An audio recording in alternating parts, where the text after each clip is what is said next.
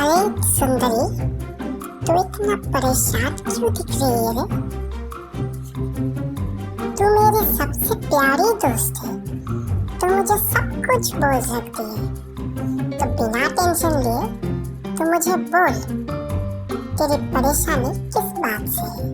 फिर देख मैं तेरे परेशानी का हल कैसे चुटकियों में निकालती हूँ। तुझे पता है टूनी, मैं जब भी पढ़ाई करने बैठती हूँ तो मेरा मन खेलने को चाहती है।